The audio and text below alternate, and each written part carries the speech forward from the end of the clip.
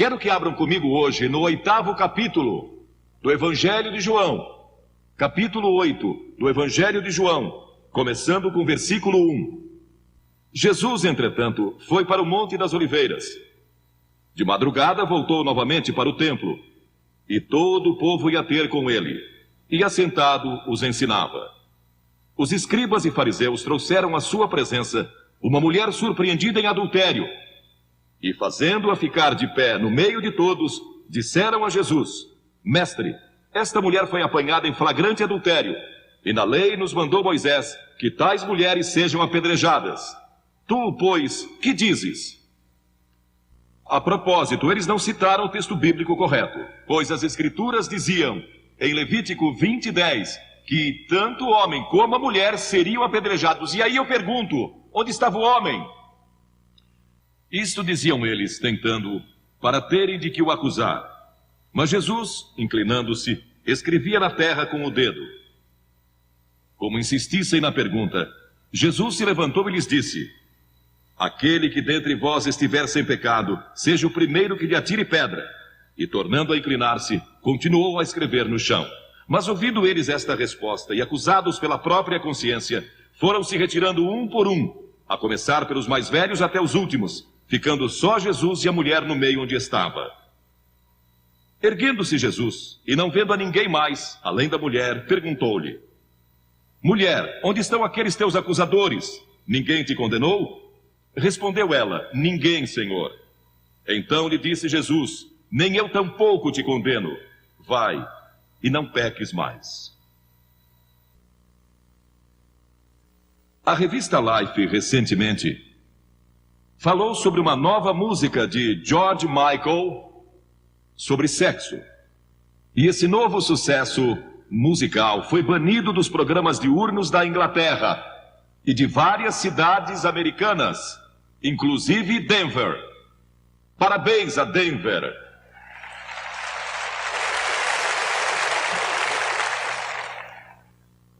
O título é tão horrível que nem vou mencioná-lo. E um porta-voz da BBC, a British Broadcasting Company da Inglaterra, que disse: numa época em que estamos tentando combater a AIDS, essa música anula nossos esforços. Um ator de Hollywood largou a esposa e saiu com uma mulher que encontrou num clube e dormiu com ela aquela noite. Quando acordou, descobriu que ela já tinha saído, deixando um recado com batom no espelho do banheiro. Para o seu horror, bem-vindo ao mundo maravilhoso da AIDS. Nosso secretário da Saúde, o Dr. Coop, que é um crente maravilhoso e um extraordinário professor da Bíblia, declarou que a AIDS é sempre uma doença fatal e já matou muitos milhares de americanos e está afetando cada vez mais a população heterossexual. E centenas de milhares, pensem só nisso, centenas de milhares têm o vírus da AIDS e muitos nem sequer sabem. A maioria deles não sabe. A AIDS é transmitida pelo sexo e pelo uso de agulhas intravenosas contaminadas. Vemos tudo isso na televisão. Ou pode ser transmitida ao feto, quando a própria mãe tem AIDS. E temos muitos casos assim na América. O Dr. Coop prevê, baseado em estatísticas recentes, que mortes por AIDS, em escala mundial, atingirão o nível de milhões nos próximos 10 anos. Dezenas de milhões de pessoas terão AIDS daqui a 10 anos. Embora o governo dos Estados Unidos tenha investido milhões em pesquisas nos últimos anos, perto de $1 bilhão, não há cura à vista. Nenhuma cura à vista. Falei com o Dr. Coop pelo telefone. Ele disse que não há cura à vista. Não há vacina. E não há qualquer esperança de que uma cura seja ainda encontrada nos próximos 2 anos. Uma revista americana comentou que estamos sentados na sala de espera do Aeroporto Internacional de Sodoma e Gomorra. De acordo com o estudo apresentado, uma das implicações econômicas da AIDS é que ela vai causar uma hiperinflação. Trilhões de dólares serão necessários para cuidar dos milhões de pacientes de AIDS no futuro. Ao passo que, ao mesmo tempo, perderemos a produtividade e os impostos desses milhões de trabalhadores.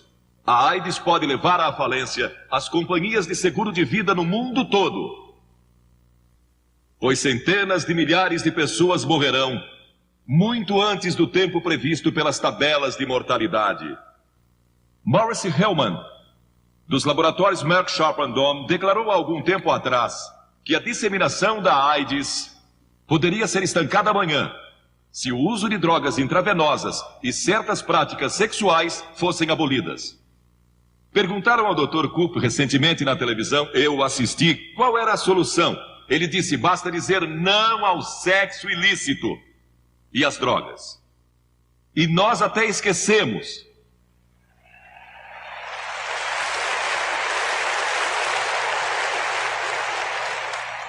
Até esquecemos da sífilis, cujos casos mais do que duplicaram nos últimos 8 anos.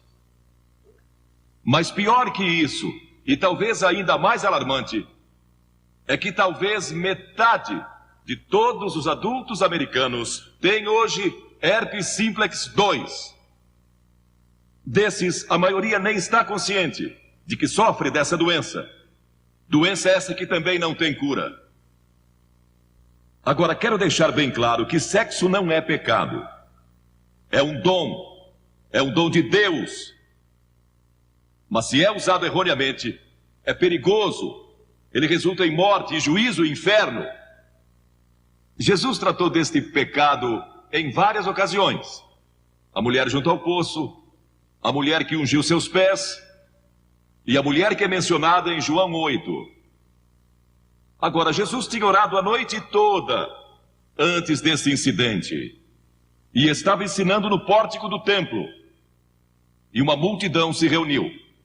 Quando se dá uma rude interrupção ao seu ensino, os fariseus arrastam uma mulher surpreendida em imoralidade.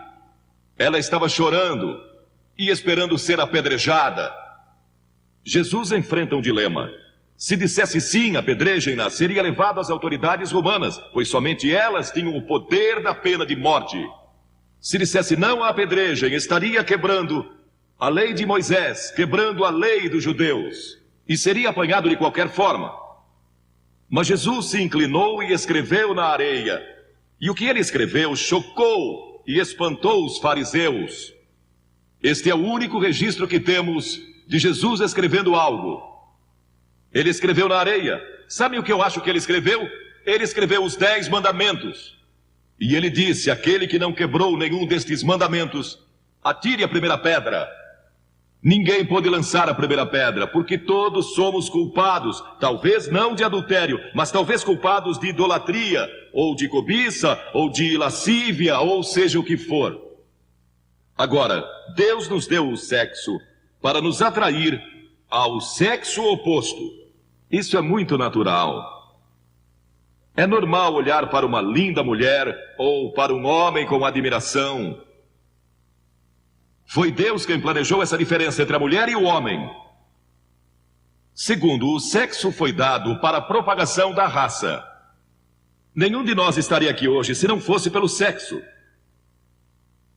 Estamos aqui graças a ele.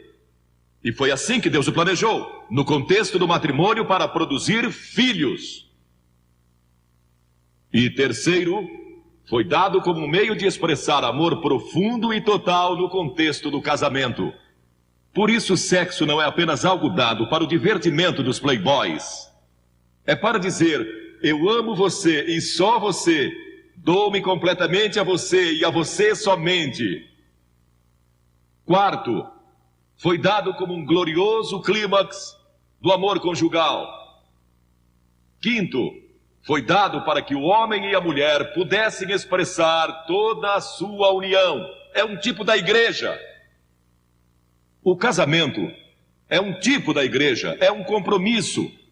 Assumimos um compromisso um com o outro e quando o fazemos, dedicamos o nosso corpo, dedicamos nossa sexualidade um ao outro. E foi assim que Deus o planejou. Mas quando saímos dos limites do matrimônio, Então caímos e tropeçamos e contraímos uma doença ou algo parecido. A Bíblia ensina que o casamento é digno de honra e o leito conjugal sem mácula. Mas também diz que Deus julgará os impuros e os adúlteros. E em segundo lugar, o sexo sofreu os efeitos do pecado. Somos todos pecadores. E quebramos a lei de Deus. Começou no Jardim do Éden com Adão e Eva, quando eles decidiram ser independentes de Deus, decidiram seguir seu próprio caminho e não o de Deus. E isso afetou todas as áreas das suas vidas, inclusive sua vida sexual. Os olhos de ambos foram abertos e eles viram que estavam nus e costuraram folhas de figueira, fazendo cintas que escondessem sua nudez. Quem lhes disse que estavam nus? Como notaram isso? O pecado afeta a vida intelectual do homem e por isso você não pode ir a Cristo exclusivamente através do seu intelecto. Não pode ir a Deus através da mente.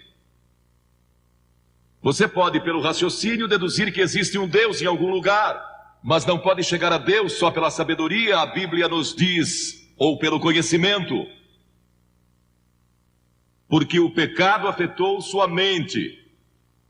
Por isso sua mente precisa ser transformada por Cristo.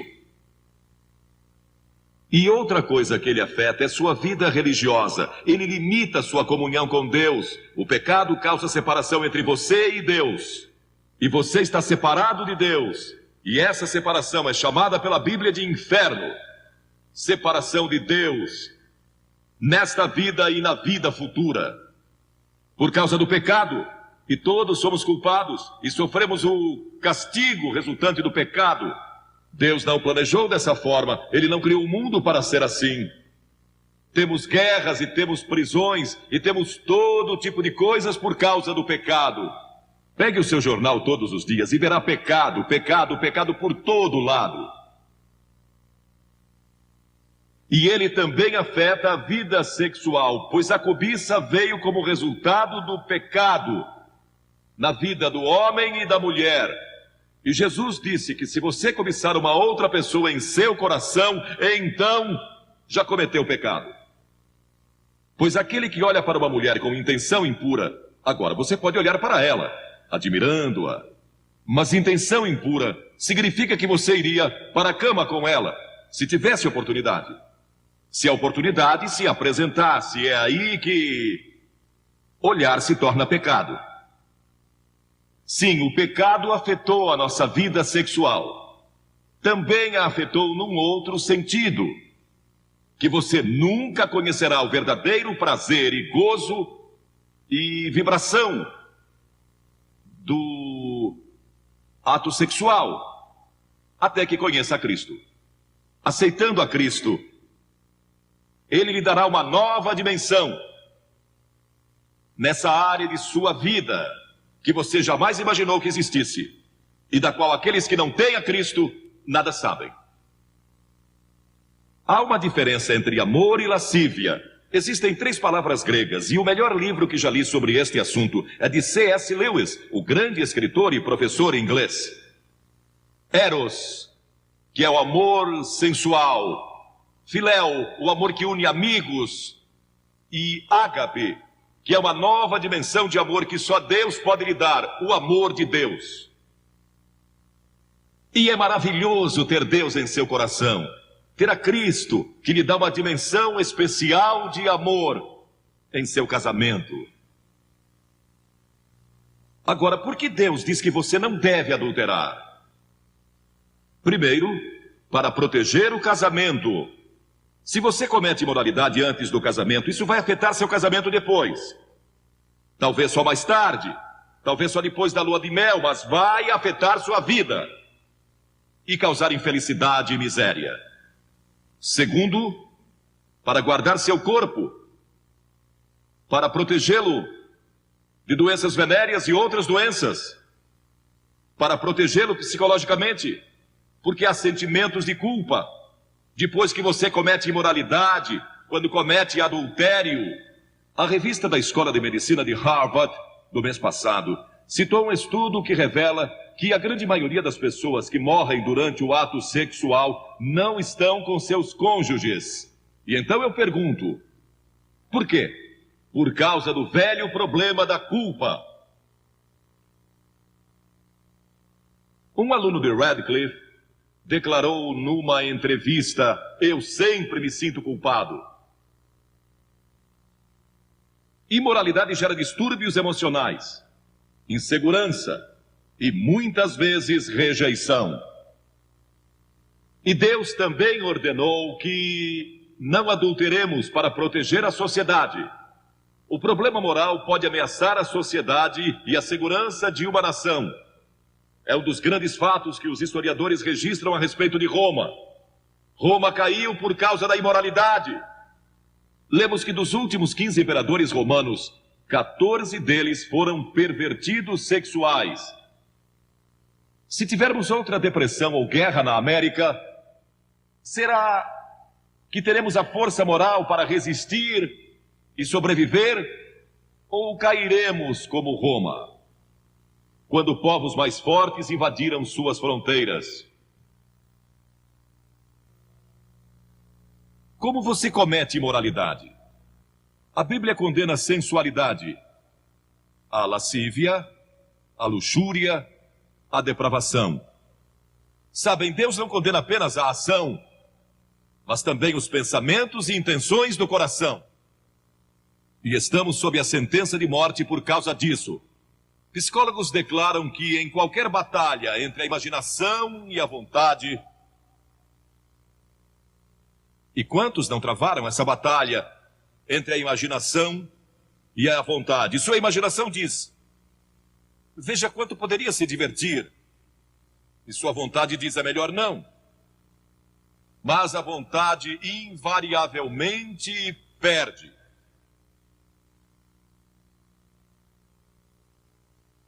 A imaginação vai vencer.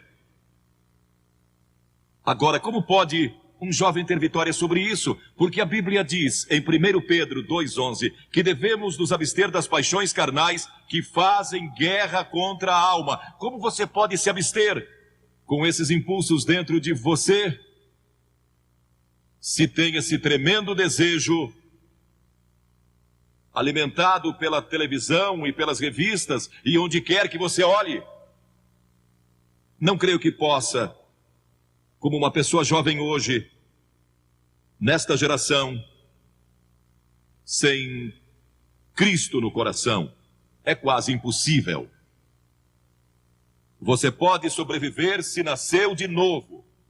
A Bíblia diz que precisamos nascer de novo. Há um ano atrás surgiu um best-seller de John Nesbitt, intitulado Novas Direções Transformando Nossas Vidas. Paulo, em Romanos 12, diz que devemos ser transformados pela renovação da nossa mente. No ano passado fizeram um filme intitulado Os Transformadores. Quem é o verdadeiro transformador? Vou lhe dizer quem é o verdadeiro transformador: é Jesus Cristo, que disse: você precisa nascer de novo se quiser ver o reino de Deus. Você já nasceu de novo? Tem certeza disso? Está seguro? Cristo vive em seu coração para lhe dar poder e força para resistir às tentações desta hora. Ele nos transforma quando nascemos de novo, não pela religião. Tenha um relacionamento com Cristo. Deixe que Ele controle sua vida constantemente. Mas então você pergunta: como é que eu nasço de novo? Primeiro, arrependa-se dos seus pecados. Todos somos pecadores. Arrependimento significa mudança em seus pensamentos e seu estilo de vida. Você está disposto a deixar Deus entrar, transformando numa nova pessoa? É algo que só Deus pode fazer. É uma obra sobrenatural. Você não pode fazê-lo. Não pode transformar a si mesmo. Deus tem que fazê-lo. O Espírito Santo tem que fazê-lo. E quando se arrepende e diz a Deus: Senhor, eu quero deixar meus pecados, quero mudar todo o meu estilo de vida. Isso é se arrepender. E segundo, você vem pela fé. Fé significa entrega. Você se entrega a Cristo como seu único Salvador, seu único Senhor. E Ele entra em seu coração pelo Espírito Santo. e ele lhe dá um poder que você normalmente não teria. Um poder para resistir às tentações, poder para produzir o fruto do Espírito e verdadeiro amor, alegria e paz em seu coração. E então você estuda a palavra de Deus, o passo seguinte. E isso se torna a sua fonte de força. O estudo da Bíblia. A fé vem pelo ouvir e o ouvir pela palavra de Deus, a Bíblia diz. E Filipenses 2,5 diz: tende em vós o mesmo sentimento que houve também em Cristo Jesus.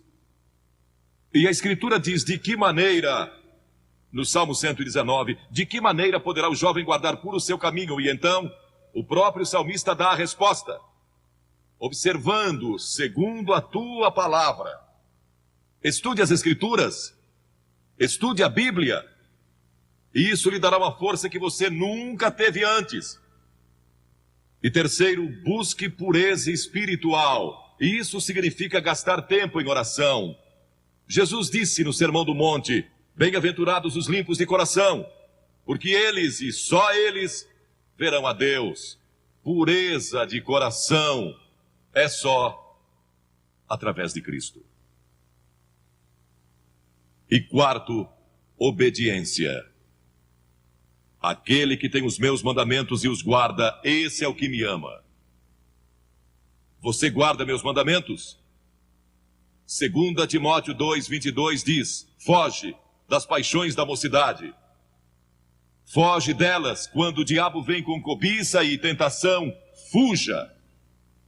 Duas coisas: cite as Escrituras e você vai ver como isso é importante. Cite as Escrituras e fuja daquela tentação. E Paulo disse na Bíblia: não vos sobreveio tentação que não fosse humana, mas Deus é fiel, e não permitirá que sejais tentados além das vossas forças. Pelo contrário, juntamente com a tentação, vos proverá livramento, de sorte que a possais suportar. Sempre que você for tentado, lembre-se disso. Todo ser humano passou por esta mesma tentação antes, inclusive Jesus. E Deus sempre provê um escape. Portanto, não há desculpa. Você não poderá comparecer diante do juízo dizendo que não teve poder para resistir. Deus provê um meio de escape. No momento em que a tentação vier, lembre-se disso. Deus lhe deu um meio de escapar dela. Procure-o e o encontrará, pois foi prometido em 1 Coríntios 10:13. Agora, estes princípios não são apenas para os jovens, são para os adultos também. Todos nós precisamos desses princípios em todas as fases da nossa vida. Paulo, escrevendo ao jovem Timóteo, disse: conserva-te a ti mesmo puro. Conserva-te puro. Quantos de nós aqui somos puros? Basta viver dia a dia nesta nossa sociedade saturada pelo sexo para sentir impureza nos contaminando. Nunca houve uma geração como esta. Viveram assim em Sodoma, em Gomorra, e em Roma e em outras civilizações do passado, mas nunca tivemos a página impressa com isso diariamente. Nunca tivemos a televisão, nunca tivemos filmes, nem tantas outras coisas lançadas sobre nós da forma que vemos hoje. Nunca houve uma geração que tivesse tanta necessidade do poder de Cristo em seu coração para resistir como esta geração. Quando José foi tentado, e aquela mulher, a esposa de Potifar, tentou segurá-lo e convencê-lo a ir para a cama com ela, ele a deixou e fugiu. E a Escritura diz que deixou as vestes nas mãos dela. E José pensou que estava perdendo tudo, porque tinha subido ao posto máximo do império comercial de Potifar. Foi lançado na prisão, mas não sabia que Deus tinha sua mão sobre ele o tempo todo, e sempre que você resiste, Deus está guardando você e vai estar ali para ajudá-lo. Agora, esta pobre mulher que tinha sido arrastada pelos fariseus e saduceus e condenada, tinha sido surpreendida em adultério. De acordo com a lei de Moisés, ela e o homem que estava com ela mereciam morrer.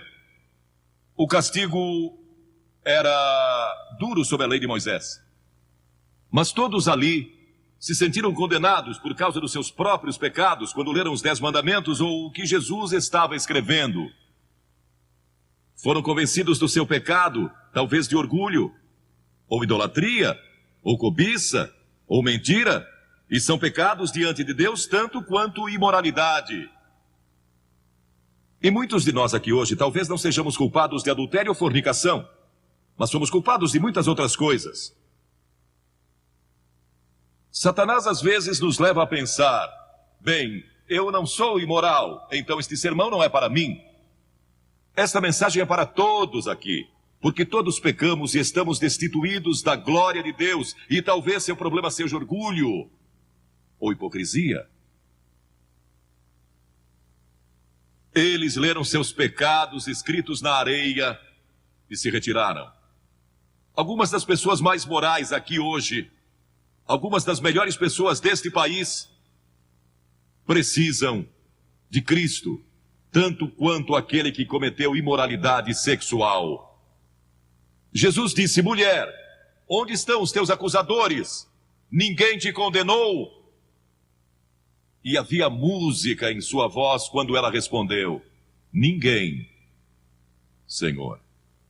Naquele momento ela recebeu Cristo como seu Senhor, porque este é o sentido da palavra no grego, meu verdadeiro Senhor. Naquele momento, ela abriu seu coração a Jesus Cristo. As Escrituras dizem, vinde pois e arrazoemos. Diz o Senhor, ainda que vossos pecados são como a escarlate, eles se tornarão brancos como a neve, ainda que são vermelhos como o carmesim, se tornarão como a lã. Como pode ser isso? Por causa da cruz. Quando Cristo morreu na cruz, ele levou o nosso pecado e pecados. E há uma diferença entre pecado e pecados, plural. Pecado é a doença que temos, é a raiz. E dela vem os pecados. Orgulho, lascívia, cobiça, inveja. O que quer que seja. Os pecados daquela mulher foram perdoados porque Jesus foi para a cruz. E nossos pecados podem ser perdoados porque ele levou esses pecados sobre a cruz por nós. E Deus o ressuscitou dos mortos e ele está vivo hoje. E está pronto para entrar em seu coração e transformar sua vida. E então Jesus deu a essa mulher esperança para o futuro. Ele disse, vai e não peques mais. Volte para a sua cidade, volte para os seus amigos, volte para a sua velha vizinhança, volte para todos os lugares por onde você andou e não peques mais, porque eu estarei com você, dando-lhe força e poder para resistir às tentações. A Bíblia diz que o próprio Jesus foi tentado em todas as coisas à nossa semelhança, mas sem pecado. Seu passado pode ser perdoado e você pode ter um poder especial para resistir ao pecado no futuro. Você já recebeu a Cristo em seu coração? Talvez diga, bem, Billy, eu fui batizado e fui confirmado conforme a tradição da minha igreja. Você vive uma vida reta e realmente não é má pessoa. Mas no fundo do seu coração realmente não conhece a Cristo, não tem certeza disso, ou talvez você seja a pior pessoa de sua cidade e está me vendo hoje. Ele perdoará você, se você deixar. Ele morreu por você, verteu seu sangue por você e foi pendurado na cruz. E puseram pregos em suas mãos e uma coroa de espinhos na cabeça. E o sangue jorrou das feridas. E ele clamou, Deus meu, por que me desamparaste? E curvou sua cabeça e disse, está consumado. O caminho da salvação agora está completo. E ele foi recebido de volta no céu, para onde nós iremos um dia. Se eu morrer hoje, sei que vou estar com ele lá. Tenho certeza disso. Não porque eu mereça. Não sou uma boa pessoa nesse sentido. Não sou bom que chega para ir ao céu. Não é porque eu li a Bíblia ou preguei em reuniões como esta. Não vou para o céu por causa disso. Vou para o céu por causa do que Cristo fez e você pode ir para o céu da mesma forma. E pode receber perdão dos seus pecados.